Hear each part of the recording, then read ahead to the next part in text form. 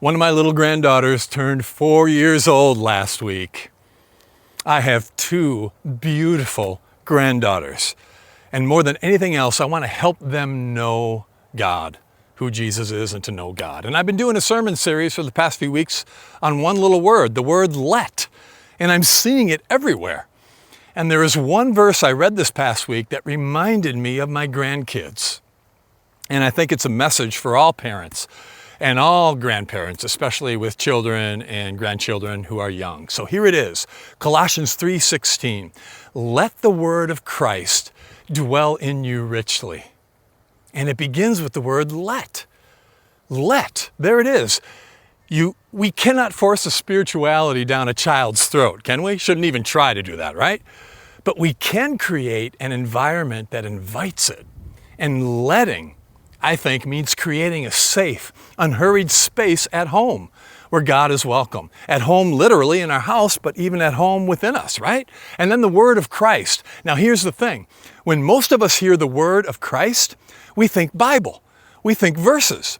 Of course we do. We think information we're supposed to download into our children's heads before they're old enough to argue with us about it. But that's not what Paul's talking about. The New Testament hadn't even been written yet. And the word there is logos. And logos isn't a book. Logos is a person. It's Jesus himself, alive, present, in the room. And then the word dwell. Paul isn't telling us to just teach our kids about somebody. He's telling us to let somebody live in the house, to dwell there. Not just on Sundays either. Our children don't just need a Sunday school Jesus who visits once a week.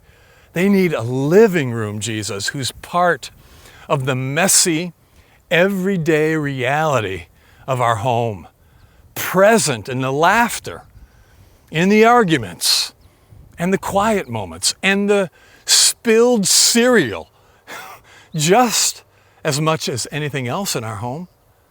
And then the word richly. I think it's a word that has to do with abundance and extravagance. It's about total saturation, I think. Think of a dry sponge dropped into a bucket of water. It soaks it up until it's dripping wet. And I think that's about helping our children to saturate in the reality of God's love so deeply that it becomes their permanent emotional and spiritual anchor and foundation. And to do this early, to catch them now, before the eye-rolling years begin, right? That stretch where a kid goes from, tell me about God, to please stop talking about God, especially in front of my friends. Before the culture, the screens, and the teenage independence tell them that God is irrelevant. If we wait until they're teenagers to introduce spiritual intimacy and the concept of spiritual intimacy, their brains perhaps are already wired to push back. But if we normalize the living presence of God now, in real life, now, and build that bedrock of spiritual muscle memory, that's what we're building, and they'll never forget it. So how do we do it? It's beautifully simple. We don't need a theology degree. We don't need to be pastors. But sometime today or tonight, gather your children or grandchildren on a rug or in a special space you have. Put away the phones, put away the distractions. And a teacher I came across once said something that I've never forgotten. I just think it's beautiful. Children love it when we say something like this. Hey, right now, we're going to have our quiet time with God, okay? We're going to just sit here with each other, and we're going to let God love us. And we're just going to love him back. That's it. Is that too weird? Is that too mystical? Or is it just so simple and beautiful, it's worth a try? Because that's the gift, isn't it?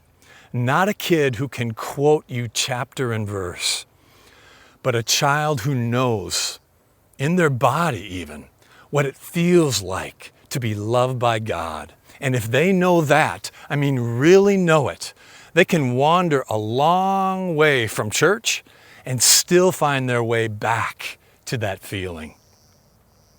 So we're not teaching them the logos is a text to be analyzed, but Jesus, a person, someone to be loved, and giving them a memory of what it felt like to be still next to you in the presence of a love that doesn't need to be explained, only felt.